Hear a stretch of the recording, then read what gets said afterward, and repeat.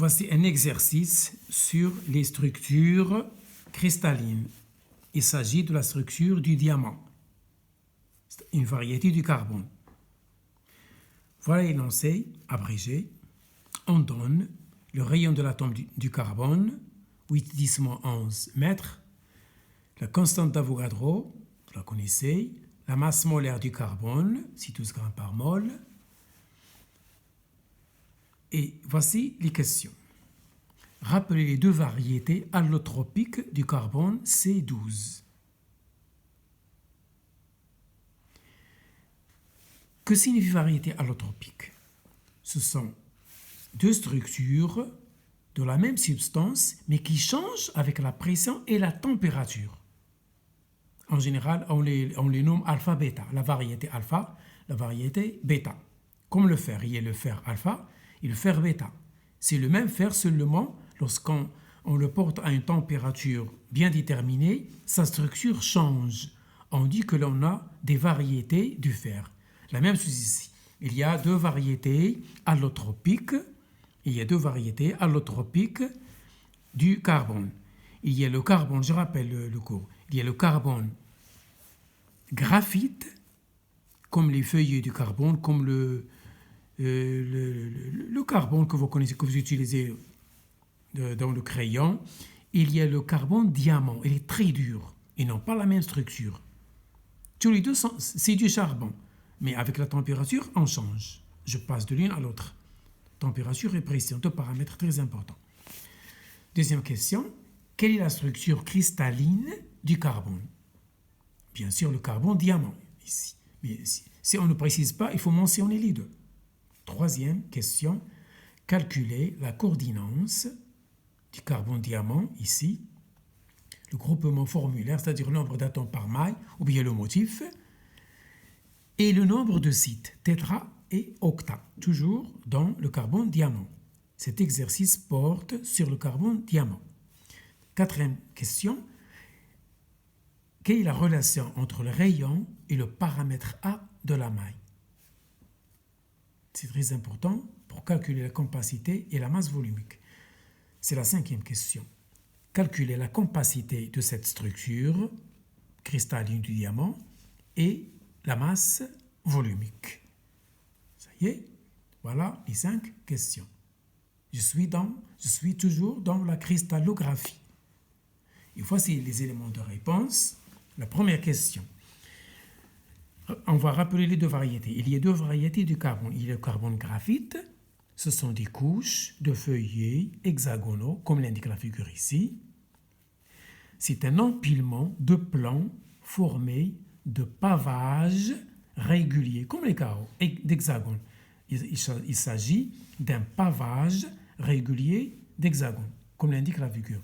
Voici des hexagones sous forme de pavés. C'est un pavage, une sur l'autre. Ce sont des couches qui se superposent. Ici, c'est le carbone très fragile, comme le charbon que vous utilisez chez vous. Ça, c'est la première variété. En changeant la température et la pression, j'obtiens la variété dite diamant. Il cristallise dans CFC, cubique face centrée. Il est très dur. Ça y est, voilà le rappel. Deuxième question. Deuxième question, voilà. Cubique face centrée et la moitié du site tétra. Voilà où loge l'atome de carbone. Voilà un cube. Les atomes de carbone se trouvent au sommet et au milieu des faces. Le sommet et le milieu des faces, c'est le cubique face centrée. En plus, il y a 4 à l'intérieur qui logent dans les sites tétraédriques. Je l'ai mis petit pour attirer l'attention. C'est le même atome. Je représente le même atome. Pourquoi j'ai mis petit ici? Pour vous indiquer ceux qui logent à l'intérieur. Regardez, il y a 4 cubes en haut et 4 en bas. 4 petits cubes dans ce grand cube. Il y a 8 donc. J'ai assuré le plafond et le bas. Voilà un atome à l'intérieur. Diamétralement opposé, le même cube. Il loge un autre atome. Voilà, ils sont opposés. Regardez la partie assurée en haut et en bas. C'est le cube qui m'intéresse. Voilà où se trouve l'atome de carbone à l'intérieur. Il a les mêmes dimensions que celui qui loge au sommet. Je l'ai mis en petit pour les différencier. Regardez le cube aussi assuré devant vous. Voilà un atome à l'intérieur. Ça y est. Donc il y a deux dans ces deux cubes. Il y a deux en bas dans les deux cubes qui sont diagonalement opposés. Dans l'autre diagonale. Dans cette diagonale, il y a deux. L'autre diagonale en bas. Au premier étage, pas au deuxième étage, premier étage. Regardez le cube que j'ai pointillé en haut et en bas. Voilà un atome. Et celui qui lui est opposé. Voilà un autre atome, opposé diagonalement, en bas. Donc ici, je suis en bas, dans les petits cubes en bas, sur cette diagonale. Là, je suis sur les deux petits cubes en haut, dans cette diagonale. Donc voilà, il y a 4. Il y a C2 et C2. Ça y est, 2 et 2. Voilà. J'ai isolé un petit cube, voilà. C'est celui-là par exemple, ou bien celui-là. Il est d'arête A sur 2. Le paramètre de la maille, c'est A. Le petit cube, il se trouve à A sur 2. Donc, c'est un petit cube d'arête A sur 2. Voilà où se trouve l'atome de carbone à l'intérieur. Il y en a 4. Ce sont ici tétras. Ça y est. Donc, 8 au sommet, 6 sur les faces et 4 à l'intérieur, opposés. 2 sur 2 cubes en haut et 2 sur 2 cubes diagonalement opposés en bas, à l'intérieur. La coordinance, c'est 4. Comment calculer la coordinance? Vous prenez un petit cube. Regardez cet atome, il est entouré par 4 c'est tétras à la même distance. Donc la coordinance, c'est 4. Voilà. L'atome, 1, 2, 3, 4. Le paramètre A sur 2. L'atome central de ce cube d'arête A sur 2 est entouré par 4 atomes à la même distance, qui est A racine de 2 sur 4. Comment je l'ai calculé? Ben voilà, je calcule la diagonale du cube d'arête A sur 2. Cette diagonale, c'est dans l'espace. Et j'applique Pythagore dans l'espace. Cette diagonale, voilà, le triangle de côté, et donc la diagonale du cube, la diagonale du carré et le côté. Voilà, j'applique Pythagore. Le grand X, c'est la diagonale du cube. Ça y est, c'est X sur 2, donc c'est A sur 4 racine de 3. Voilà comment j'ai trouvé cette valeur. C'est la diagonale divisée par 2. Donc, la distance qui sépare l'atome central à chaque atome au sommet, c'est x sur 2. Le x, c'est toute la diagonale. Mais x sur 2, c'est la distance qui les sépare des voisins. Voilà, c'est A racine de 3 sur 4. Ça y est. Le motif, ou bien le nombre d'atomes par maille. Les faces, c'est 6 fois 1 demi, c'est 3. Pour les sommets, 8 fois 1 demi, c'est 1. À l'intérieur, il y en a 4. Si je somme, je trouve 8. Pour les sites tétras par maille, il y a 4 sites tétras par maille. Ce sont les 4 petits cubes remplis à l'intérieur. 4 sites tétras. Regardez ici, voilà un petit cube, voilà un tétraèdre. Je peux le dessiner comme ça, comme ça, comme ça et comme ça. C'est un tétraèdre. Il a 4 sommets. Ça y est. Donc il y en a 4.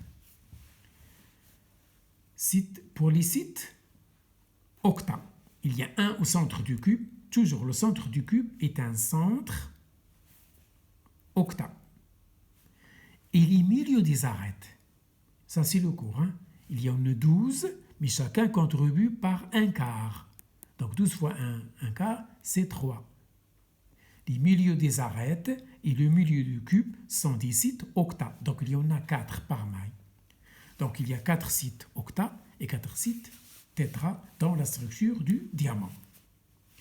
Passons à la 4e question. Voici la relation entre le rayon et le paramètre.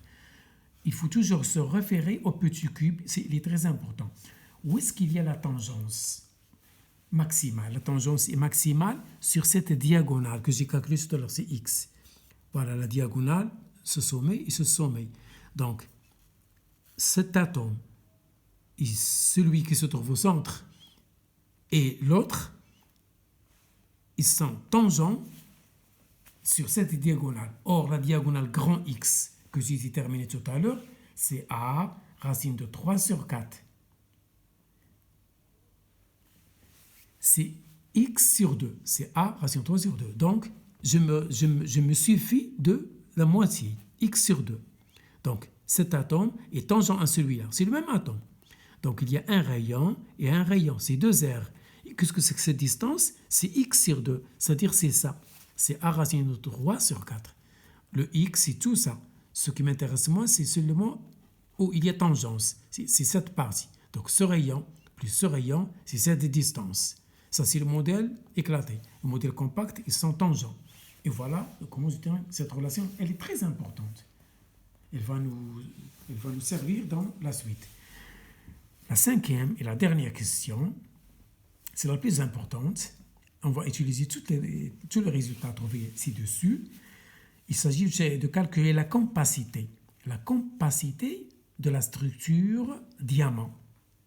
Qu'est-ce que c'est que la compacité? C'est le nombre d'atomes par maille fois le volume de l'atome sur le volume total de la maille. Le volume total de la maille, c'est un cube, c'est A au cube. Donc le volume du cube, c'est A fois A fois A. Chaque sphère a un volume 4 tiers pi r au cube. La sphère, c'est l'atome. Or, il y en a 8. Ça y est, et j'utilise cette relation.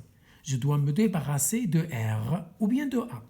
Donc si je tire R ou bien A, tout va sauter, les R et les A. Ils vont simplifier. Seul reste pi et les calculs. 8, 4, racines. Faites les calculs, vous trouvez 0,34, c'est-à-dire 34%. Voici la compacité. Il y a beaucoup de vide. Hein? Il n'y a pas une tangence maximale. Ce n'est pas comme la structure de l'hexagonale compacte. C'est à peu près 74%. Et la masse volumique, j'applique la définition, c'est M sur V. Or, n'oubliez pas cette relation. M sur M, c'est la quantité de matière. Égal au nombre d'atomes, c'est la constante d'Avogadro. C'est la quantité de matière, c'est la quantité de matière.